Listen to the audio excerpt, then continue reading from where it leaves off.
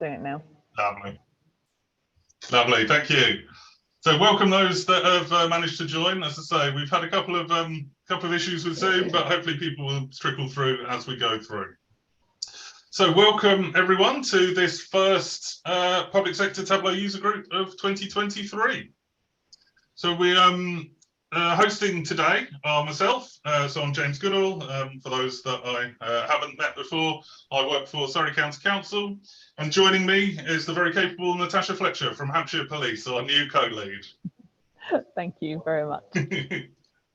So just going through the plan for today's session. So we're going to have a bit of an introduction and welcome. Then we're going to hand over to Natasha, who's going to talk to you about how Hampshire Police have used Tableau to overcome some of their data challenges. Then we're going to jump back over to me, where I'm going to talk about Surrey's journey and some of the challenges and solutions that we've come up with. We've got a little bit of a kind of survey, quiz, and opportunity to win some swag coming later on in the session, and then close off and kind of, give a call to action for anyone who's on the call.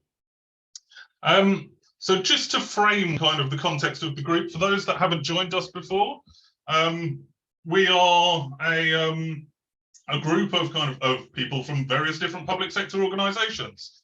We started this group back in 2019. When I started to have some conversations with Mike Henry, who works in Kirklees Council.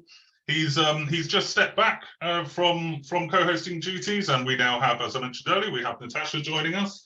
And yeah, this was kind of put in place to try and fill a bit of a gap in kind of the user group environment that we have. So there's plenty of other amazing user groups out there, so like the London user group, the Northwest user group, the healthcare user group, and so on and so forth. But we kind of, attending those sessions, you find that there's kind of people start talking about sales and orders and things like that, and it becomes a little bit, okay, I can't really relate to that. So we wanted to put something together that was kind of more relatable to the work that we were doing. We've hosted a number of virtual sessions in the past, which you can find the recordings of on YouTube, where this one will also be going to if you want. And we've also put together a in-person event in Birmingham back in 2019, looking at the index of multiple deprivation data. But yeah, we haven't had one of these sessions for a little while. I don't think we ran one last year in 2022. So we're looking to kickstart this now with this first session that's hopefully going to be the first of many throughout the year. And so, as part of that kickstarting, as I mentioned, we have our new co-leader, Natasha, who I am now going to hand over hosting duties to, who will talk to you about her journey with Hampshire Police. Excellent, thank you very much. Now, as some of you guys have also experienced some mild technical issues, I will just share my screen, and James, you just let me know when it actually works, so I know that you know, the world is out there and you can see. We can see that. Excellent, fabulous. Okay, so yes. There we go. Yep, so my name's Natasha Fletcher, and I'm the Performance and Research Manager here at the Police and Crime Commissioner's Office here in Hampshire. So we've been using Tableau for a little bit now, but kind of my intention today is to kind of talk through about the OPCC. So if you've not come across them as an organisation, kind of who we are, looking at our journey into Tableau and what that looked like, kind of why we visualise some of our data, looking at trust and confidence in policing, and kind of that kind of wider partner network.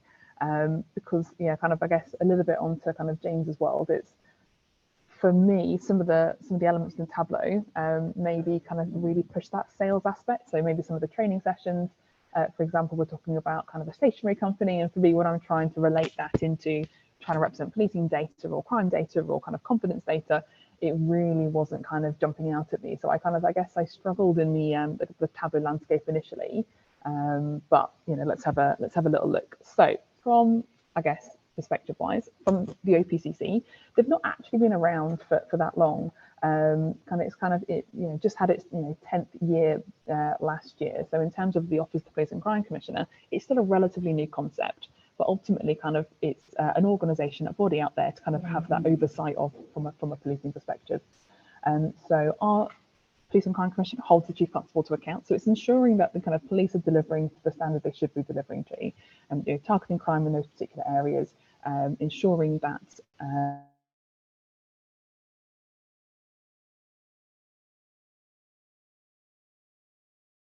Oh, we seem to have lost you for a moment, Natasha.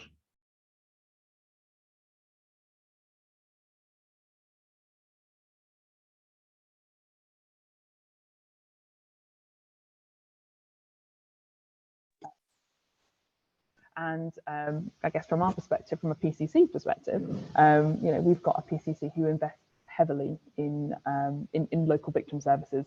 And actually what we need to do behind that is have an evidence base. And that's kind of where some of the dashboards and elements come in. Natasha, just to jump in quickly, it looks like your screen has stopped sharing. If you want to just reshare that. Let me just try and reshare again.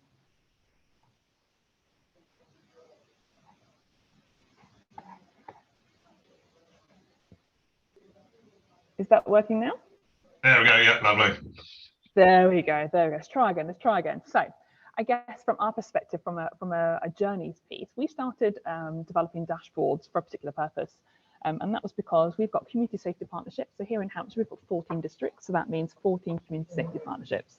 And each CSP has to produce a documentation, statutory piece of legislation each year in terms of their strategic assessment. So they have to produce this, what's happening locally in their local area. So instead of each of the districts going to the constabulary, going to the police and saying, oh, can we have this, but just for our little area in terms of different crime types, we produced a kind of a self-serve option really.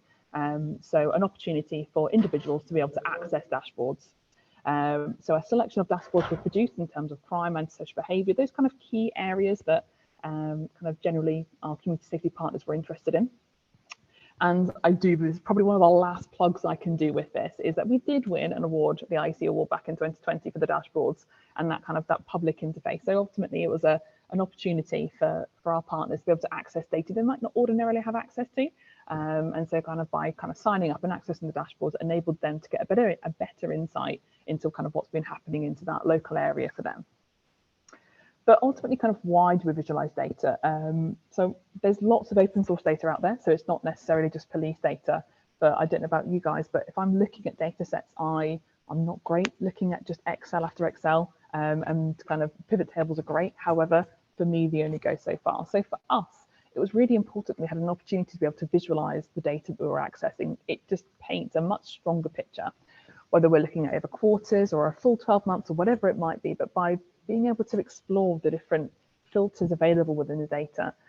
So whether that is looking at really kind of finer areas, so kind of those beats and wards, so there's much smaller levels, looking at substance misuse, the different crime types, whether it's sexual assault or not, and having that kind of that wider overall picture for us, again, kind of that user interface, giving partners the ability to explore the data. And again, so when we're looking at victims, for example, we can quite quickly see kind of the change in demographics, kind of female victims, male victims, particular crime types, what that looks like, and kind of the scales then associated. So kind of while they might kind of visually look like, it's then how do we look at that then by district? What are we looking at that by crime type? What are particular crime types?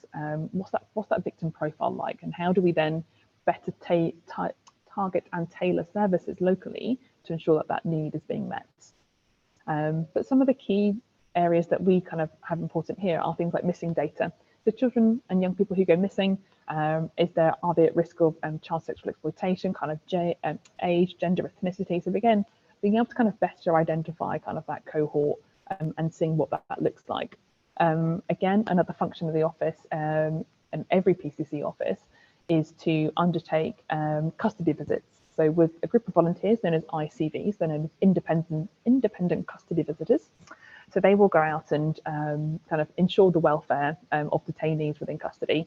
And so again, by recording and having this kind of data visualized, we're able to kind of share with other PCC colleagues in terms of kind of the visits and the reasons for non-interview and what that looks like, and kind of mental health vulnerability that might be coming through the footfall of our custody suites.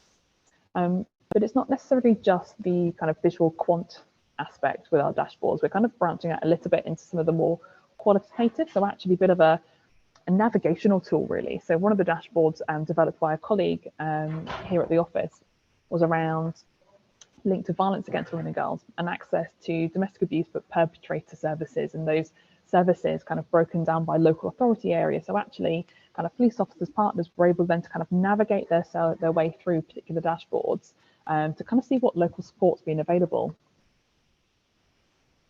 But in terms of kind of that public data, kind of access to 909 calls and how police forces are performing across the whole 43 forces in the area, what we're able to do is kind of build and develop dashboards that can explore that area as well. So looking at kind of average call answered, where the particular forces sit, and being able to kind of filter that aspect and kind of see where we sit with what we call our MSG, our most similar group. So kind of those other forces who are kind of most similar to what we look like and what that is. And I guess for us more recently, kind of the precept, the council tax, kind of those letters will be landing in your door, I'm sure, for your local areas in no time.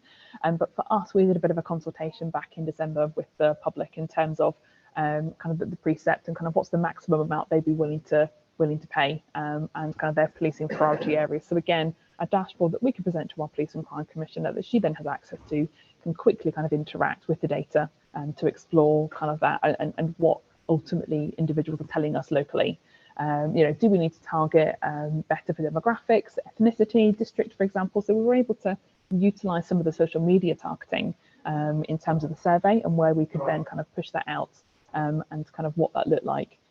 So sometimes just even kind of with the results we get through the survey and kind of visualizing that, we could see some of the gaps in terms of age, gender, for example, and actually do we need to do kind of a little bit more to maybe our female population. Actually that younger demographic we know is always going to be a bit more challenging to get to, but it provides a bit of a picture. But I guess, as I mentioned at the beginning, kind of trust and confidence in policing has been quite significant in the media. And it is a challenge, and it's an ongoing challenge, and it's something that's, I guess, as an area for us locally, we're not immune to. And I guess some of the challenges is when you've got kind of national kind of media coverage, and if you're kind of talking about, for example, the Met and how that is a single police force, I guess ultimately the public don't really care whether it's the Met or a local police officer, because police are police, and policing is kind of that broader term. So a big piece of work we did was around violence against women and girls. So off the back of Sarah Everard and Sabina Nessa and Ashling Murphy, and the hundreds of other women who have fallen victim to violence against women and girls. We've had an opportunity to develop some surveys and explore that data a little bit more, but then also explore kind of trust and confidence within policing. So kind of how confident are our local population in terms of that policing response, how much of a good job do they feel they're doing. So trying to engage with the public in this area is really challenging. We want to be able to provide as much opportunity as possible to share and have those views. But on the other hand, we're also going to be really mindful of, we're probably going to hear lots of things we don't want to hear, and that's okay too. So it's kind of preparing the landscape to be able to hear those thoughts and views and the challenges that come behind it. And then I guess just some of the other dashboards that we would use in terms of that. So I mentioned earlier about our commissioned services. So again, if there's particular gaps in service provision, or we're seeing a spike in a particular crime type or in a particular area, we're able to kind of explore actually what's available, what's missing, and how do we look at that. And that's kind of been utilised from something called our VRU, so our violence reduction unit. So again, kind of utilising data to be able to visualise and kind of identify kind of particular hotspots in terms of lack of service availability, what do we need and what does that look like. But I did want to try and see if I was able to kind of access a dashboard. So I'm just going to. Now, James, can you see the dashboard that's loaded on the screen? Yeah, I can see it loading. There we go, loaded. Excellent, excellent. Okay, so this is just one of the dashboards that we've kind of pulled together at the office. So Hampshire Constabulary, victims of crime. So when somebody has been a victim of crime, not domestic abuse, because that's a separate survey that goes out, but Hampshire Constabulary have paid an organisation called GovMetric to contact individuals who've been once they've been a victim of crime, once their crime's been filed, to kind of reach out and kind of ultimately kind of get their satisfaction. So how well did you feel kind of the police dealt with your crime report and what that looks like? And so kind of we hover over particular points, we get kind of the understanding of, kind of percentage of individuals very satisfied, somewhat satisfied. But when we start to kind of group our responses together, so if we look at the dissatisfied responses, for example. What we're able to see here is when we're having a look at kind of the things about being kept informed. So our dissatisfied respondents, kind of looking at kept informed, kind of the strongly disagree in terms of being kept informed. So, kind of nearly 70% in terms of feeling actually they weren't kept informed as part of that. They did not kind of meet the expectations. 82% of participants saying they didn't meet expectations at all. Kind of what else? So it gives that kind of picture for us to be able to go back to the force and say, actually, what we're hearing is the reason there's a strong level of dissatisfaction is actually that they're not, individuals aren't being kept up to date on their case. You're not setting expectations. So actually, what is the language that's being used by officers who are engaging with individuals to kind of say, actually, what does this look like and how do we kind of address this? Again, if we were to, select a particular crime type, so if we have a look at burglary, for example, I don't know about you guys, but here in Hampshire, there was a big push recently in terms of trying to target every single burglary that was reported, through the force. So actually, kind of the satisfaction levels for that, they're not great, but with 65-ish%, we'll take that. For us, that's a bit of a win in some respects. And again, we can then see some of the districts. So actually, Southampton for us is a pretty big city. So we expect to see, a fair number of kind of burglaries taking place. But actually, the New Forest, a much more rural area for us. So actually, the fact that Portsmouth sits below that as kind of, again, one of the bigger city areas, above the New Forest, again, kind of tells us that has there been a particular kind of focus in that area? Has there been individuals kind of let out recently from prison? What does that picture look like? It just gives us a better understanding to explore that. And if we were to have a look at domestic abuse victim satisfaction again, kind of outsourced by all forces actually, in terms of kind of accessing kind of the feedback from our DA victims, we can see the satisfaction level is significantly higher. But generally that is because kind of victims are feeling they are felt listened to, they are communicated clearly, kind of their opinion was taken into consideration, they were treated politely. We can see that actually kind of the level of detail given and I guess the approach by police officers in domestic abuse case quite rightly has got a significant weight behind it. So actually it's got the credentials behind it, being kept informed, kind of the investigation side, feeling kept in contact. So by having kind of dashboards in this way enables us to be able to kind of share this with kind of our colleagues to say, actually, we've got a few questions and what does that mean for us locally? And, if we were to filter by particular months and particular years or kind of relationship, and again, kind of satisfaction levels behind that, how might that go? So I'm just gonna kind of pull back up to the side. So James, again, I'm assuming kind of the presentation slide is back up. Yeah, all back up. Excellent. Okay. And so what we do have, and we can't work in isolation, and the data we get, isn't just policing data. It comes from so many partners. So actually, for us, by being able to visualize the data, and kind of getting it out there in such a way that it becomes much more accessible for partners to be able to utilize as well. So whether that's kind of national bids and or kind of local bids, frequently the Home Office and or central government will put out kind of tenders for invite, and actually by being able to access kind of partner and public data, kind of it's really important that it's as easy to access as possible. I don't know about you, but again, for me, sometimes kind of the endless spreadsheets can be a bit alienating. So having something quite visual, quite interactive, something that's a quick link, screenshots from or downloading the dashboard, and so you've got a bit more functionality behind it. I know when we're producing briefs for our commissioner, for example, if we use kind of screenshots or kind of snippets, again, something very quick visual can say so much more than a couple of paragraphs when I'm trying to put together a piece. Again, our PCC, she's very visual, and so kind of picks up on the graphs and the interactive element much quicker than something much more wordy. But I guess for us, we are still on our Tableau journey. We are still really early doors. We picked up the tool because it came in from another colleague. She was very familiar with it when working at the Met, and so for us, it was something that was kind of brought in. And yes, very skeptical initially, but actually, it's a fairly intuitive user tool. Don't get me wrong, I'm forever in Google Tableau how to. I'm by no means proficient in the slightest, but I can knock together a few dashboards with a few data sets and kind of hope for the best. But moving forward, it'd be really helpful for us to be able to work in collaboration with other force areas, whether that's police forces themselves and or kind of the organisations working with those police forces to be able to kind of share what we've already built. So somebody's not having to kind of sit there and start from scratch really. Kind of that visualization network from within policing.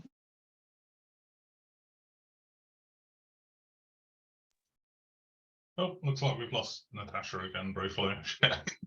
She came back up for a second before, so we'll just give it a moment. Hopefully she'll be back with us.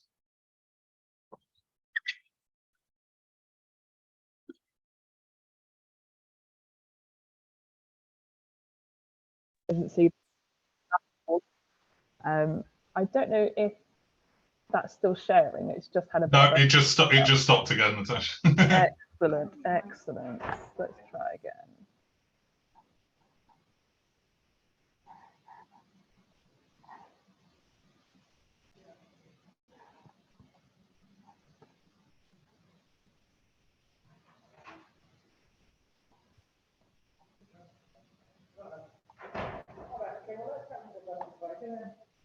And we're back. And we're back. Excellent. Tell you what, let's jump to where we should be. There we go. Much better.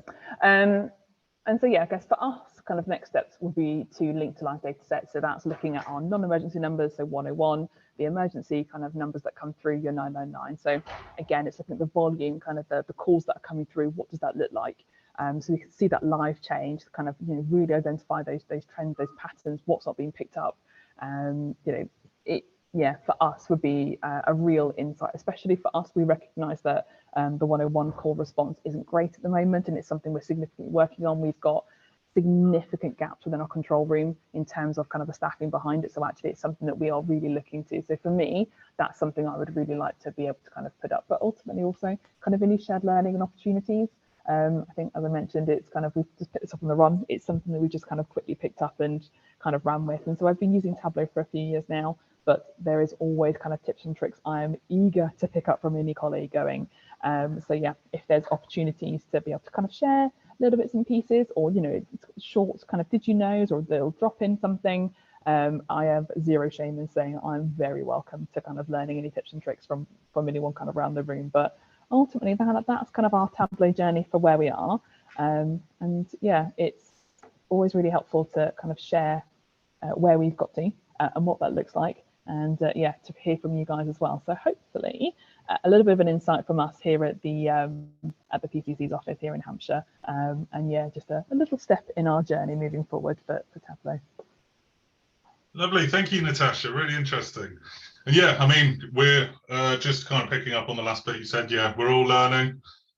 Everyone, no one here is a complete master of Tableau. So yeah, if anyone has any stories, I mean, I'm going to make this pitch to everyone at the end anyway. But yeah, if anyone has anything that they want to share, how-tos, pieces of work that they've done, there's always going to be some little bits and pieces that we can pick up that will help other people, no matter how small you think it might be.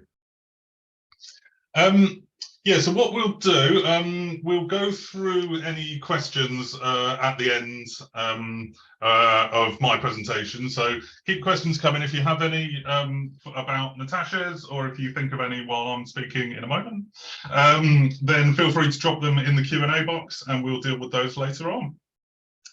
And so now I get to introduce myself. So let me share my screen.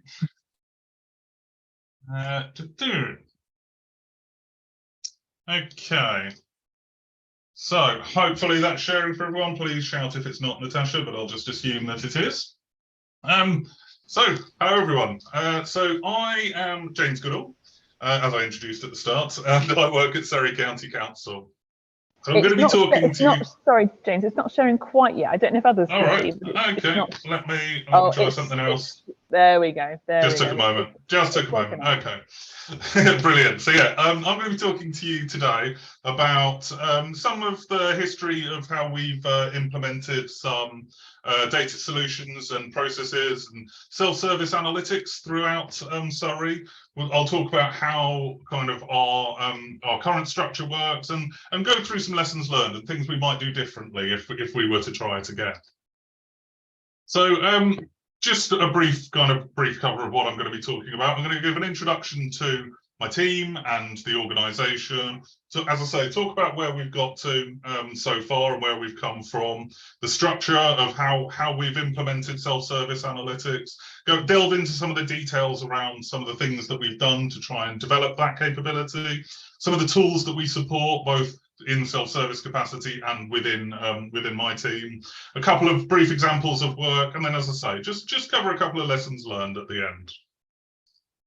So starting off with the introduction. So I work in a data analytics centre of excellence. So I work in IT. We're a very small team of 6 data engineers, data architects, visualization specialists. And so we kind of have the mandate for driving forward the analytics and automation functions within the authority. Within my role itself, so I kind of lead on the self-service side of things. I lead on Tableau and our other data automation tools, enable the data community. As well as that, I do work in IT. I do kind of end-to-end data solutions, so getting data out of systems, transforming it, preparing it, automating it, bolting some Tableau pretty front ends on it. And I also design and deliver various education pieces, which I'll go into a bit more detail later on. So we have kind of 6 main areas that is our service offer within our team. So as I will talk about a lot today, we push forward self-service analytics quite heavily. We kind of offer our own expertise, having had combined many years of experience working in various data fields. We do, as I said, kind of end-to-end solution delivery. We're launching a kind of internal consultancy type function where we kind of deep dive into people's issues, or not issues, but into their business processes and see where kind of automation and analytics can help. We also do more of the purview of our advanced, our data analytics architect, but we do kind of next generation analytics, moving into areas like machine learning, Internet of Things, streaming data and stuff like that. And of course, we're IT, so we have to do the boring stuff as well.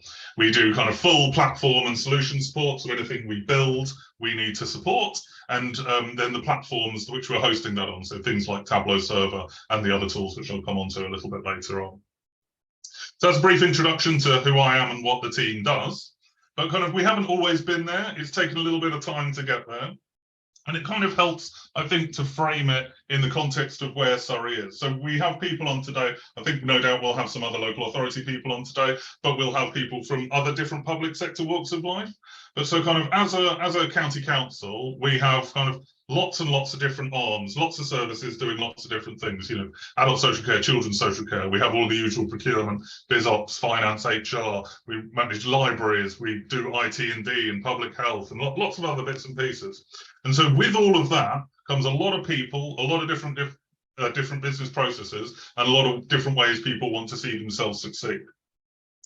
So going back a few years, the way that this was managed was kind of through your more traditional tools, things like business objects, where people would just get data out of systems, maybe export it to Excel, do lots of manual repetitive processes, possibly involving macros and things like that. And it was kind of quickly becoming an outdated and expensive way of doing things. So back a long time ago now, almost 8 years ago, a very small introduction to Tableau was made, a very small number of staff, a couple of desktops, and just a few seats on a server. And immediately people kind of saw, wow, this is going to be a lot better than what we were doing already. So kind of with that, there was quite a lot of interest behind it, and so kind of investment in getting something up and running. So while that was kind of being done, our Analytics Centre of Excellence was being developed to coincide with a restructure within IT. And so we kind of launched the Analytics Centre of Excellence in 2017. I actually then joined a year later in 2018. And we started to kind of really push our self-service functions from there. We expanded out some of the things that we do, building on the existing data community, hosting more user groups, building lots of virtual spaces and ways for people to interact with each other and kind of develop themselves. And then a couple of years ago in 2021, we launched our analytics education strategy. So again, I'll talk a bit more about what's involved in that, but it's kind of a way of upskilling and kind of helping lift up that self-service potential that's out there already that just might need kind of pushing forward a little bit. So how do we do this? How are we structured to do this? So all of these different teams that we've got sitting around the organisation, all of these services, I should say, a number of them have their own kind of spoke analytics functions. So we, in our Analytics Centre of Excellence, are a centralised function. We sit within IT&D. As I say, we do those end-to-end data solutions. We do them for these spoke teams. We do them for various other teams and services that sit within the organisation, wherever they may be. But those teams and services are also serviced by those spoke analytics teams. And so those are our kind of our Tableau desktop users, our data preppers, and things like that. So it's kind of a bit of a blended function. We kind of enable people to do their own data discovery and build out their own pieces of analytics. But we also do the end-to-end full process of automation. But kind of going back to the self-service analytics side of things, so the way in which we would recommend this to be structured, or the way in which we progress this forward, was kind of just, don't worry, I'm not going to sell you anything. I know it's a triangle, but it's it's not based on sales, as Natasha said earlier, sorry. But yeah, we kind of base this in 3 layers within a pyramid. We kind of think we have our consumers. Those are our main kind of audience for all of our analytics, pieces of analytics and pieces of automation. These might be kind of viewers on Tableau Server or Tableau Cloud, the people that interact with the dashboards and the visualizations, but don't necessarily have a hand in building them or need to know how that works under the surface. And sitting above that, that's where our kind of real self-service capabilities sit. These are our analytics creators, typically our Tableau desktop users, and possibly a small amount of data preparation happening in there, people consuming possibly data layers provisioned to them, and they're kind of servicing the layer below, those analytics consumers. And then kind of sitting right at the top of that pyramid, we have our data provisioning elements. So this will be kind of quite a small subset of staff compared to the whole picture. These are kind of typically central IT people, like people in my team, or some specialists within the service who delve into that more advanced elements around data preparation and automation. So it's kind of, you structure it in the way that small amounts of people doing the data prep, slightly more doing the discovery and analytics, and then a huge base of consumers. We have implemented this in a couple of different ways. So that kind of middle layer is what I'm talking about at the moment. We kind of do, within our team, we do art of the possible and kind of leading by example type work. As I said, we have those end-to-end solutions, but we like to share the capabilities within those. We do write-ups of those processes and say how we've done it and what tools and technologies we've used. We try to push some of these elements out through an internal data community. So we have this user group that we're all attending today, but we also have an internal one that, again, we haven't run since probably before COVID now, but we're setting up a in-person event soon for Surrey and its partners. But we also enable things like virtual spaces and chat forums. We have a huge SharePoint hub where we've got all of our learning resources. We post educational blog series and articles and things like that. Any news around upgrades and all that kind of stuff we facilitate in this virtual space.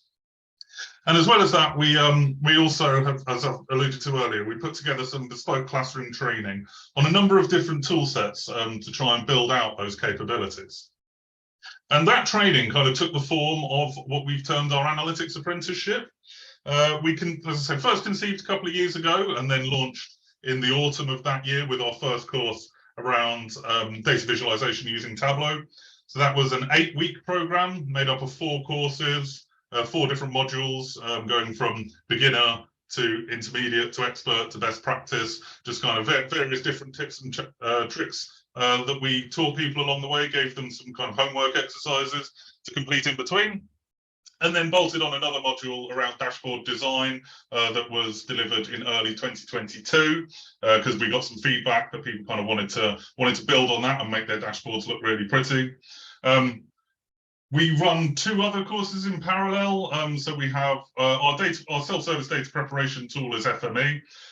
So we designed and delivered a course to look at enabling people to upskill in that area, using that kind of low-code environment to do their data preparation.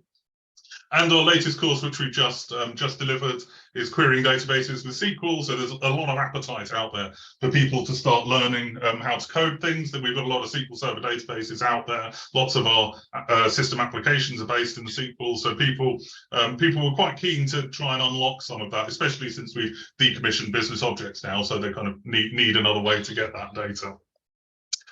So we kind of have these then sitting in our locker. We've got all of the recordings and resources on our SharePoint sites, and we can kind of run them on an ad hoc basis as and when there's a kind of demand across the organisation. But so kind of leading on from that, it's worth a mention around the tool sets that we support, both in terms of self-service and that kind of more centralised function. So obviously we're a Tableau user group. We facilitate data discovery and visualization using Tableau Desktop. We have an installation. So Tableau Desktop, we have around 130 creator or desktop licenses at the moment. We have a server instance with around 5,000 users set up, around 1,500 workbooks or something like that sitting on there.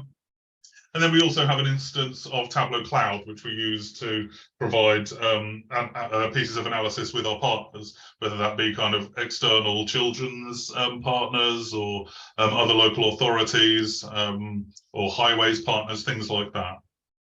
We also have this data preparation and automation layer, which is FME Desktop. We have an installation, so desktop is where people build out the logic and servers where they automate it. A little preview, I haven't actually announced this to anyone in Surrey, so if there's anyone in Surrey on the call, we are also going to be launching Tableau Prep as a supported tool shortly. So yeah, that one's on the horizon coming. And then we've also got Azure Data Studio to facilitate those that requirement for people to write SQL code. But then sitting within our team, I mean, we kind of do little bits and pieces everywhere. We have SSMS, our SQL Server Management tool. We manage and maintain databases and servers that we use for analytics. We have some legacy SSIS stuff, so some SQL Server integration services packages that we run for various services. And then we've got, as well as utilizing obviously Tableau and FME and stuff like that, we are doing quite a lot of Python programming, particularly in the advanced analytics functions, but a lot of data engineering we're using Python to do now. And then also we have kind of cloud-based stuff using Azure for like data streaming, IoT kind of stuff, or things where we might need kind of external access, that kind of stuff. So that's our tool set. That's kind of what we support in Surrey. But what are a couple of the things that we've done with that? Now, we've existed as a function for 5 years, and I can't possibly talk about all of that. So I thought I'd just mention a couple of things where we've used Tableau as the front end to it. And so that's kind of COVID-19 tactical response. Everyone's bored of hearing about it. I won't talk about it for too long, except to say that we were very lucky enough to win the IESE Public Sector Transformation Awards for the stuff we did on that, bolting Tableau on the front to service our partners and our internal colleagues to help inform their decision making.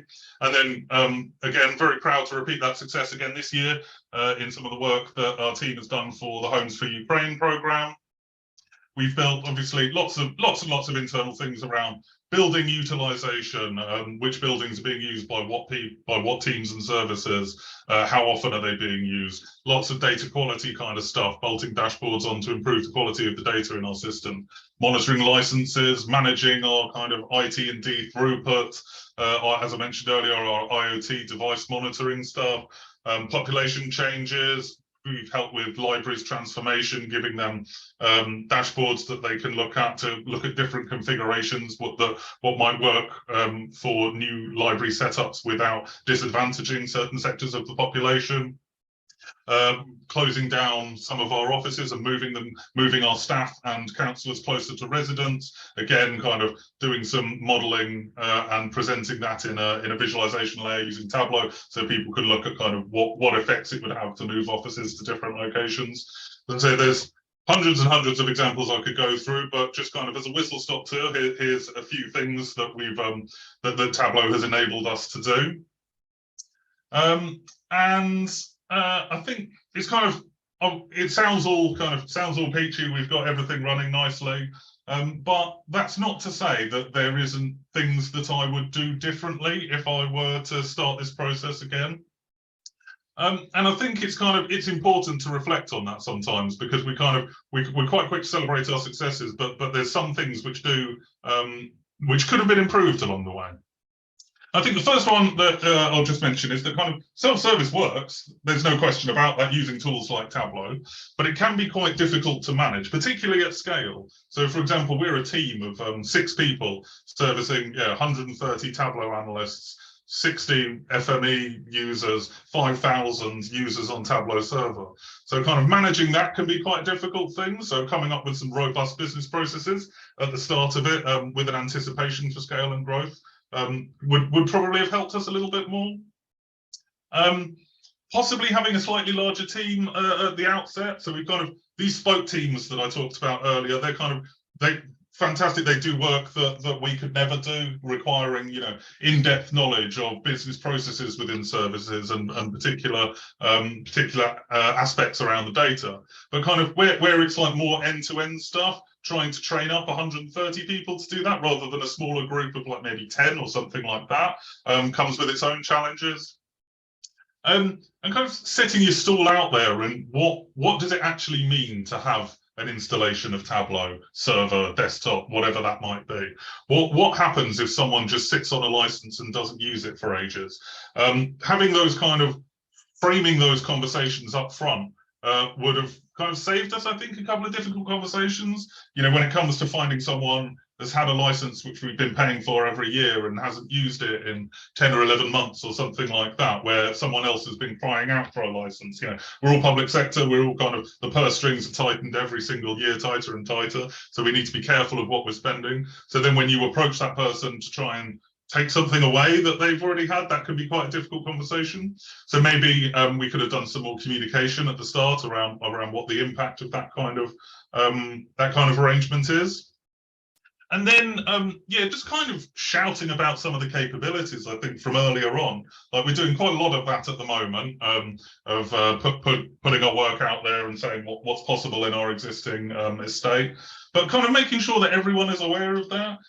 We've all had these same conversations around Power BI and Click and whatever else it might be, and whatever other tool that does a very similar thing to what your existing tool does.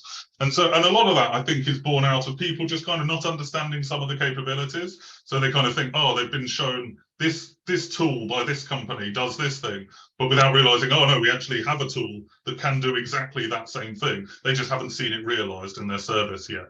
So maybe just kind of shouting about those kind of things from the outset might have given us a slightly easier ride, or led to us not having to have those same conversations time after time. I kind of wanted to just very whistle-stop tour through Surrey's architecture, what we do, how we enable self-service, and I hope I've managed to present that across today. I'll have a look in a moment to see if we've got anything in the Q&A box, but if not, no, we don't. Okay. If anyone has any questions that they can think of now that they have around mine or Natasha's presentations, please feel free to drop those in.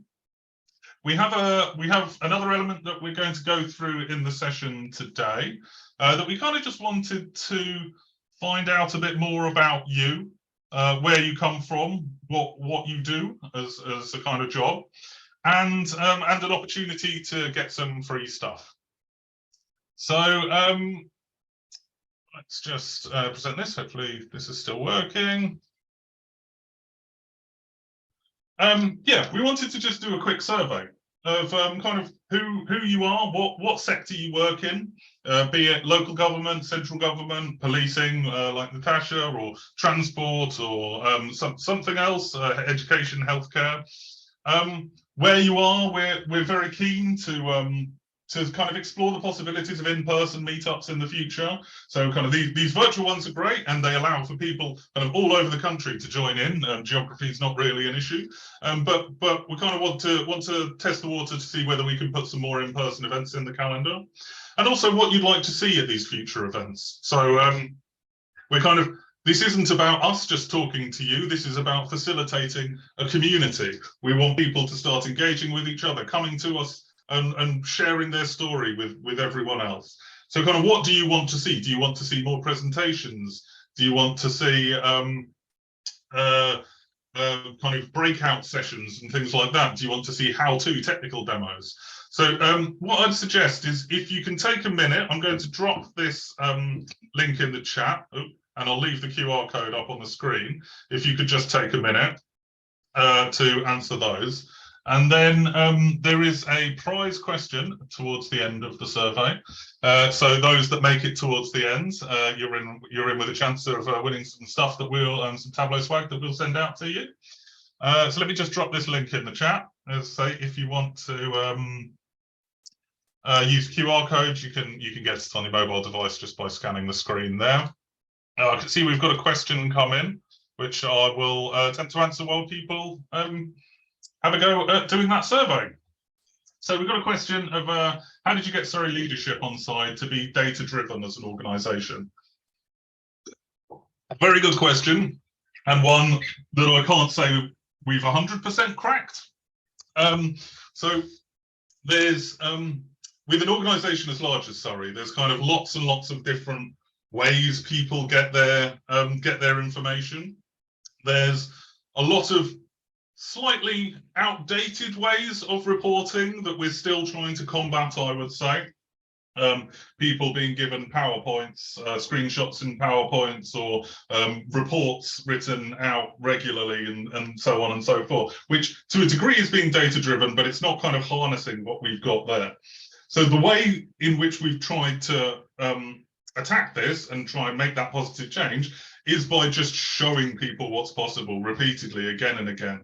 We can talk to people as much as we want. Anyone can kind of talk about some work that we've that they want to get done, but by showing some capabilities and showing that improvement in business processes, in efficiencies and stuff like that, it shows what the power of unlocking some of that data is, and how you can kind of harness it to just kind of free up people from doing all of the drudgery of manual data preparation and bits and pieces like that. So yeah, to answer the question, we haven't 100%, but we're getting there, and it's taken quite a long time to get there, I would say. Yeah, hope that answers the question, but I also realise it probably doesn't. So we have a couple of questions also coming in, so we'll give some more time to answer the survey. I'll also, if people are managing to do the survey, I'll also see if we can plug in the results from the survey in a web data connector in Tableau and see if we can visualize those results.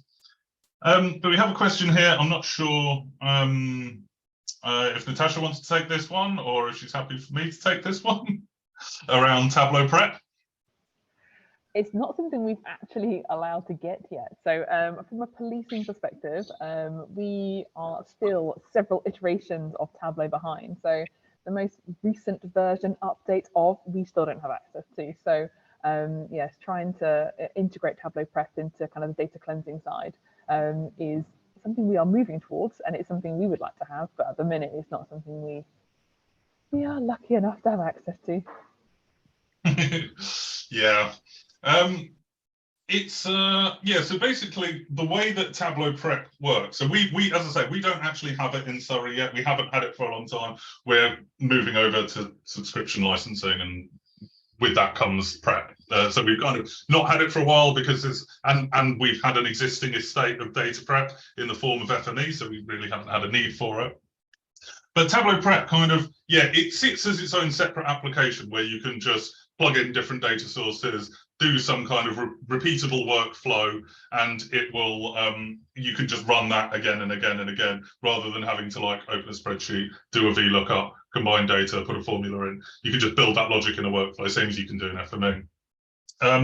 The way in which you schedule those workflows is on Tableau server. So you, I believe you need the data management add-on on server to be able to schedule them to run on a schedule. People can run them on an ad hoc basis, I think, on server without the add-on, but you need the add-on if you wanted to schedule them. And so we're not having that because we have that existing infrastructure with FME, but we're kind of implementing prep to kind of push it out there a little bit more. Maybe people are doing some more ad hoc data prep where they want to use a tool that's kind of a bit friendly, like Tableau Prep. I see we've got a couple of questions dropped in the chat and a couple in the QA. One of them was saying that they can't access the survey via the link. Let me just check it. Seems to be working for me. I don't know, Natasha, if you could try that just to see if it works. Cool. Right, the other question just in the Q&A, I'm just gonna go down to that one. Yeah, so how do you encourage data viz principles across the organization if your creators sit separately? So yeah, this is one of those challenges that I was talking about earlier, in that we kind of have all of these disparate teams sitting across the organization, and it can be a little bit difficult to kind of pull them together. And that's where we do things like those training courses, the analytics apprenticeship that I talked about. We have like blog series. I have a blog series that I post internally and externally called Tableau Bite Size, where I try and push forward some pieces of functionality, how to do chart types and bits and pieces. We have things like reviz sessions. So similar to like Makeover Monday, you might be familiar with, where we get people together and show them a couple of visualizations and say, what do you think's wrong with this? Get them to talk about it, revisit them and produce something at the end of it. And if people are feeling brave enough, we ask them to bring along some of their visualizations and we kind of critique those and give some feedback for how they can do that. And yeah, just kind of keep pumping out as much as much content as we can around yeah, best practices and capabilities. So it's not an easy thing to do. It's quite time consuming because we have a day job sitting behind this to do all of our data engineering work. And so kind of doing that on top can be a bit of a struggle, but it can make life a hell of a lot easier further down the road as well. I don't know if you had a take on that at all, Natasha.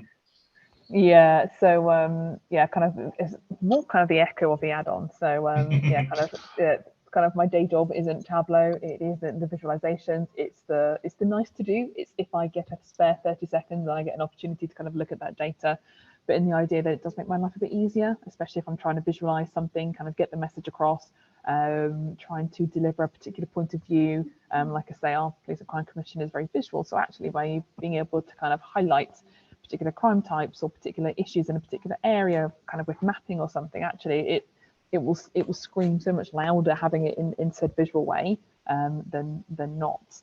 I guess just kind of looking at the question in terms of you know, defending Tableau use over free service such as Power BI. So actually our police force do use Power BI.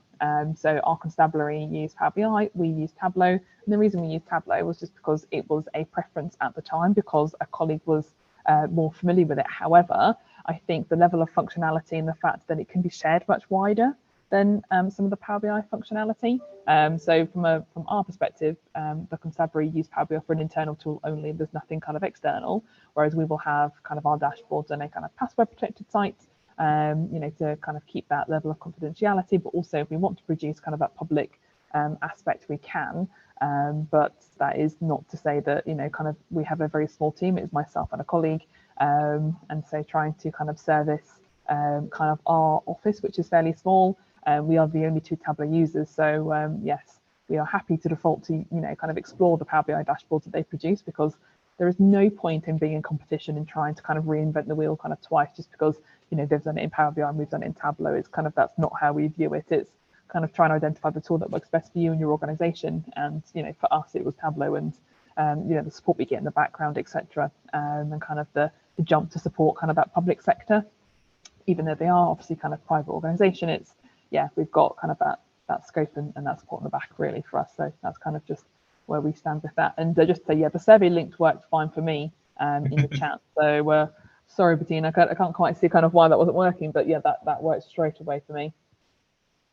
Well, yeah, just to follow on from that, I mean, I've had these conversations about Power BI so many times. I think it is also useful to notice that it's not actually a free service. It's part of the enterprise licensing for O365 for personal usage. But if you wanted to share anything, then you need to start buying enterprise environments for Power BI, and there are costs involved with that. So kind of there's in terms of how we defend our Tableau usage, I don't think we're in a lucky position that we have it very embedded. We have so much skills throughout the organization that to move over to another tool, even if there might be some cost savings in there, to move over to another tool would be such an enormous piece of work. We'd be losing so many embedded skills. You know, as I say, we've got 1,500 refreshing dashboards on server. We don't really want to, you know, the cost of rebuilding all of those, the cost of retraining all of the staff, the cost of rebuilding an infrastructure, rebuilding all of our educational pieces and stuff like that is more than just the licensing cost itself.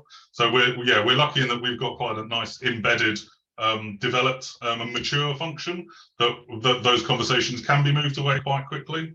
But yeah, just important to I think to phrase it in that context. Thank you, Leon, for dropping the another link there.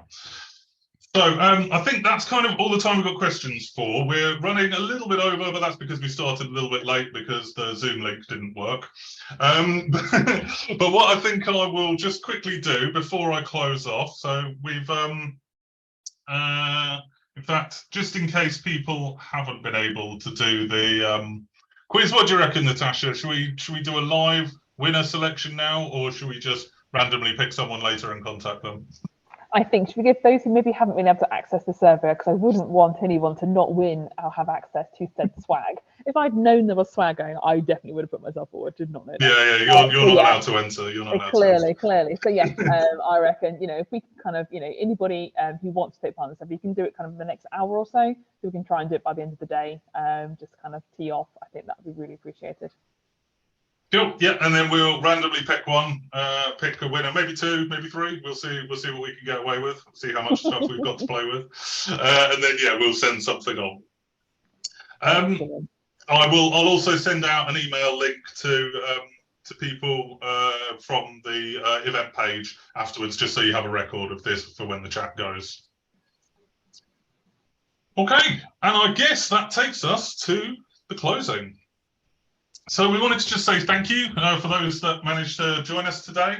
As we've kind of been hinting throughout, we would be very happy if anyone wanted to come and join us, either in terms of sharing their story or helping to organise these events. Please feel free to reach out to myself or Natasha via either the email addresses on there or on LinkedIn or anything like that. I don't really use Twitter anymore, but I'll try and keep an eye on it. And yeah, if you enjoyed the session today, spread the word through your networks. We want this to grow, to develop and be a kind of useful place for people to come to share their stories, and as we say, kind of get something that's a little bit more relevant to the work that they're doing, rather than it just being sales and orders and stuff like that.